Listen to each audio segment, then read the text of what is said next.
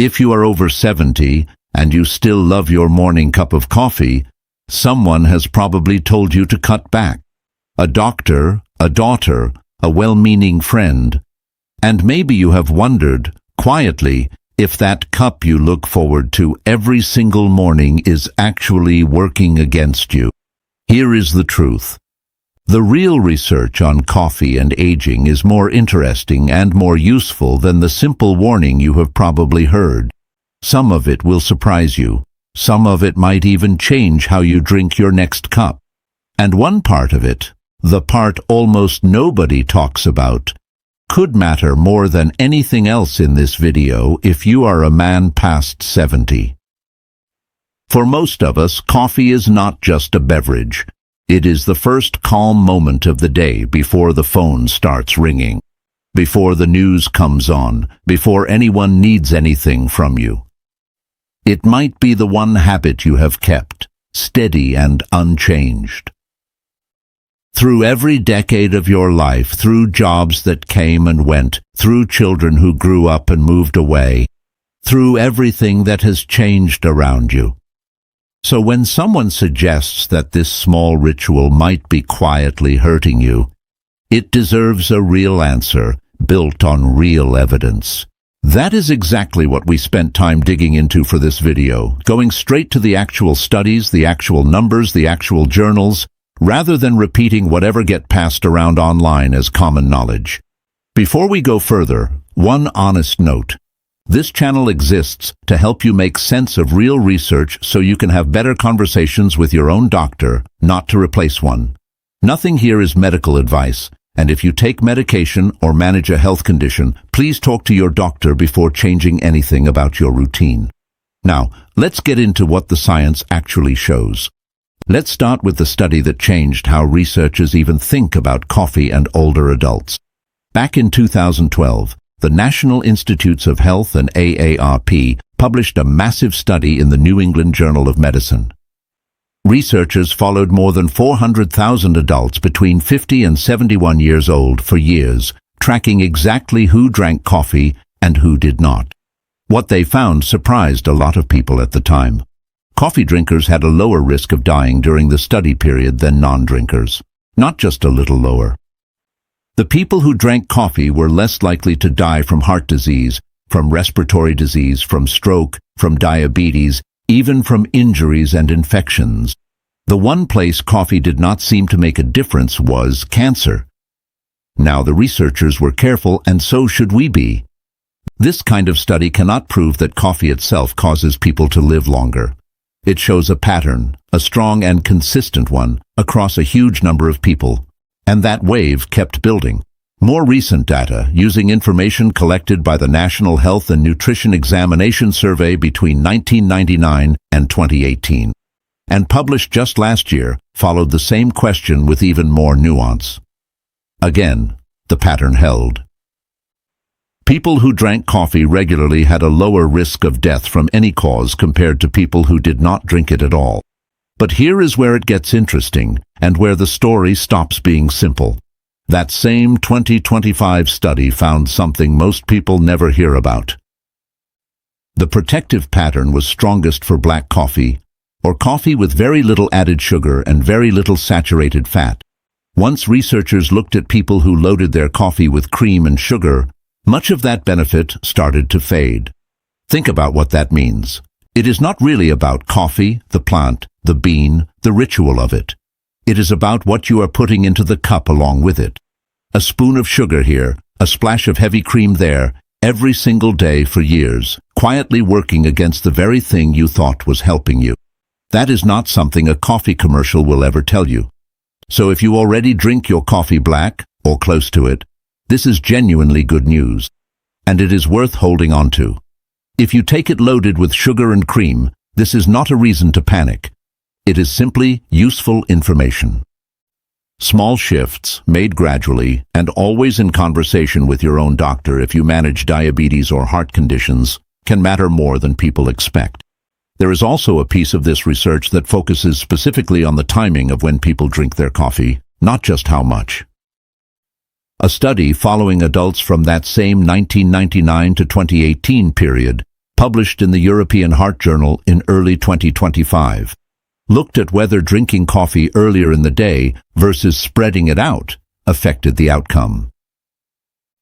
People who concentrated their coffee drinking in the morning hours showed a stronger association with lower cardiovascular and all-cause mortality than people who sipped coffee steadily throughout the day. The researchers themselves were cautious about why. But the pattern was consistent enough to be published in a major cardiology journal. Now, here is where the story gets more complicated and where we need to slow down. Because everything we just talked about was about your heart, your blood vessels, your overall risk of dying early. But there is another part of your body that coffee touches too, one that becomes especially important after 70. Your bones. A study out of Sweden following older men and women for years found something that almost never makes it into the popular headlines. Men who drank 4 or more cups of coffee a day had hip bone density that was about 4% lower than men who drank little or no coffee. That difference was not found in women in the same study, which is itself a clue that something specific was happening biologically. At an age when a hip fracture can mean the difference between staying independent and losing that independence, even a modest shift is worth paying attention to. This is not about fear. It is about knowing what is actually happening inside your body, instead of guessing. And here is the detail almost nobody talks about.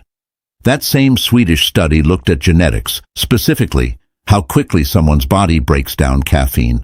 Some people metabolize caffeine quickly. Others metabolize it slowly, meaning caffeine stays active in their system longer. The researchers found that among the heavy coffee drinkers, it was specifically the fast metabolizers who showed the lowest bone density. Nobody can tell you just by looking at you which type you are. There is no way to know just from how you feel after a cup of coffee. That is genuinely something only a proper test, ordered by a medical professional, could tell you. But knowing this distinction exists changes the conversation. It means the advice is not the same for every person over 70. Your neighbor's habit might affect his bones differently than yours affect yours. Other researchers have looked at this same question from different angles, and the results have honestly been mixed. Some studies even suggest that moderate coffee intake might be associated with some protection against bone thinning in adults over 50. The scientific honest answer right now is that this relationship is still not fully settled. What is consistent is the pattern worth watching most closely. There is one more piece of this puzzle, and it might be the most encouraging part of the whole story. It has to do with your mind. Research is focusing specifically on adults over 60 looked at how coffee related to performance on cognitive tests, like word recall and processing speed. What they found was not a simple straight line. It was closer to a U-shape. Moderate drinkers score better than non-drinkers or heavy drinkers. That U-shape shows up again and again in nutrition research. It suggests the sweet spot is somewhere reasonable in the middle. Separately, researchers studying frailty, the gradual loss of strength and resilience that can come with age, found a positive pattern. Older adults who drank coffee regularly had lower odds of being classified as frail. Frailty matters enormously after 70. A habit associated with lower frailty risk is potentially one small piece of protecting the independence you have worked your whole life to keep. None of this means coffee is a treatment for anything, and none of it means you should change your intake without talking to your doctor first. Especially if you manage osteoporosis, heart rhythm issues, high blood pressure, or take medications that interact with caffeine. But it does mean the full picture is far more layered than coffee is bad for you as you age, or coffee is good for you as you age. Both of those simple statements miss what the actual research shows. There is another area of research worth pausing on because it touches something many people over 70 worry about quietly: the mind. For more than 2 decades, researchers have been tracking a consistent pattern between caffeine and Parkinson's disease.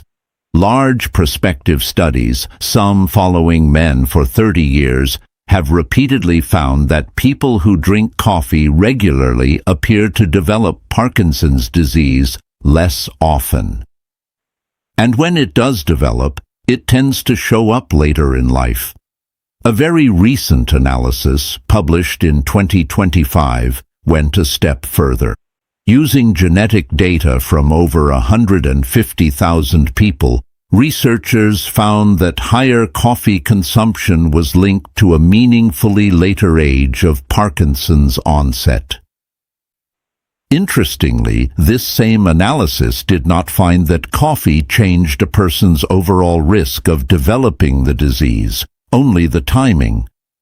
Science is careful about that distinction.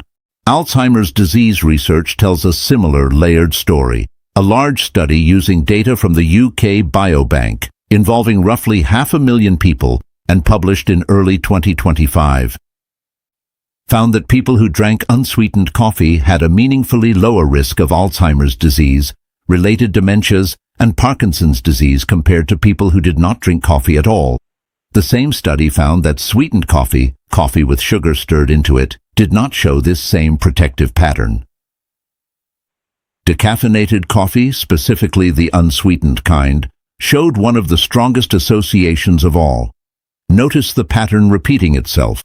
Heart health, bone health, brain health, again and again. The story is not simply about coffee. It is about what is riding along with it in the cup, and how much, and for whom. There is one more layer to this that becomes increasingly relevant the longer someone lives, and it has nothing to do with coffee's effect on your body directly. It has to do with the medications many people take by their 70s and 80s. Certain thyroid medications, for example, are known to be absorbed less effectively. Some heart and blood pressure medications, along with certain blood thinners, are processed by the body using some of the very same pathways that process caffeine, which means the timing and amount of coffee can occasionally influence how those medications behave. This is not a reason to be alarmed. It is exactly the kind of detail a pharmacist or doctor can walk through with you in a few minutes by looking at your specific prescription list. Something no general video, including this one, is able to safely tell you. If you take regular medication, this may be one of the most useful conversations you have this year. This is precisely why we keep returning to the same idea. Real research does not hand you one universal rule. It hands you better questions to bring to your doctor. Now, let's clear up two things you have probably heard for years because they deserve a real answer, not a rumor. The first is the old idea that coffee dehydrates you, that every cup somehow cancels out the water you drink that day. Modern research on fluid balance has not supported this idea for regular coffee drinkers. The mild diuretic effect is modest and largely offset by the water content. Coffee still counts toward your daily fluids. That old warning, the one many of us were raised on, does not hold up well under real research. The second is the fear around your heart rhythm, specifically something called atrial fibrillation, an irregular heartbeat that becomes more common with age. For years, coffee was blamed as a trigger, but a series of large studies, including one following nearly 76,000 men and women in Sweden, and a broader analysis pooling data from more than 700,000 people, found no increase in atrial fibrillation risk among coffee drinkers. If anything, several of these studies found a small, consistent trend in the opposite direction, with moderate coffee drinkers showing a slightly lower rate. This is one of the clearest examples in all of this research of an old fear that the data itself has quietly walked back. So now let's bring all of this together because there is a real tension sitting right in the middle of everything we have covered. There is one more piece worth mentioning because it affects a great number of people your age, sometimes without them even knowing it. Blood pressure. Research on coffee and hypertension has gone back and forth for decades, and a large review of 25 separate studies, published in 2023, confirmed what many researchers already suspected. If you manage high blood pressure, this is precisely the kind of nuance worth bringing directly to your doctor, along with your own blood pressure readings. So where does all of this leave the question of how much coffee actually makes sense? Major health organizations, including the FDA and the EFSA, have looked at the full body of research. For most healthy adults, up to about 400 milligrams of caffeine a day, which is roughly the amount in 3 to 4 regular 8-ounce cups of coffee, has not been associated with meaningful safety concerns. That number is not a personal prescription for you specifically. It is a general population guideline built for average, healthy adults, not tailored to your particular bones or heart. If you are managing osteoporosis, a heart arrhythmia, high blood pressure, or take medications, your own reasonable amount could be meaningfully lower. Picture 2 different people. One of them drinks 2 cups of black coffee each morning, has strong bone density, and no heart rhythm issues. For that person, this habit is likely doing more good than harm. The other drinks 5 or 6 cups a day loaded with sugar and cream, has a family history of osteoporosis, and has never had a scan. For that person, the same habit deserves a much closer look. Neither of these 2 people is the same as the other, even though, on the surface, they share the exact same daily ritual. This is the whole point of digging into the actual research instead of settling for a slogan.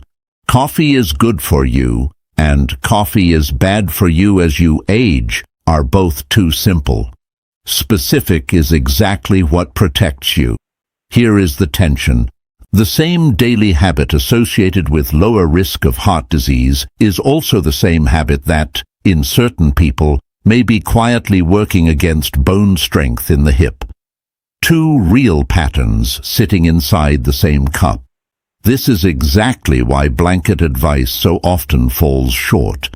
Cut back on coffee as you age treats every 70-year-old as if they were identical. But you are not identical to your neighbor. Your risk factors are your own. Your bone density is your own. Your heart history is your own. And the honest answer science can offer you right now is not a single rule. It is a starting point for a better conversation. If you already know you have low bone density, this might be exactly the kind of thing worth raising at your next appointment, calmly, with the actual studies in hand, not out of fear, but out of genuine curiosity. If your bone density has been checked and is strong, this research may simply be reassurance that your habit is not the enemy you were warned it might be. This is the real shift we want you to walk away with today. The research is specific, layered, and it applies differently to different people. And that specificity is exactly what makes it worth understanding instead of ignoring. You have spent decades learning things the hard way. You have raised families, built careers, weathered things that would have broken people half your age. You do not need another voice telling you to be afraid. What you deserve is real information, delivered honestly, so you can make your own decisions with your eyes open. There is something quietly powerful about reaching your 70s and still being curious. Most people stop asking questions long before they reach your age. That curiosity is exactly what tends to keep people sharper, stronger, and more independent for longer. Nobody is asking you to overhaul your life today. What we are asking is smaller and more realistic.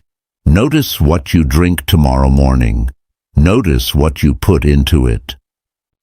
And the next time you sit across from your doctor, bring one honest question with you, instead of leaving your coffee habit unspoken. Look at your own habit, honestly, today. Think about whether you know your own bone health, your own heart history, your own family patterns, and the next time you see your doctor, bring this up. That 5-minute conversation could matter more. This channel was built to help you stay informed, stay independent, and stay in charge of your own health. Getting older should not mean losing access to clear, honest information about your own body. One more time, nothing in this video is medical advice.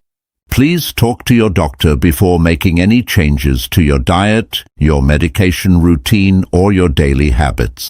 If this video gave you something worth thinking about, we would appreciate it if you hit subscribe. Leave a comment and tell us what surprised you most. Give this video a like if it helped. We know there is a lot of noise out there. Our goal is to cut through that noise and hand you something you can actually trust, built on real studies and real caution.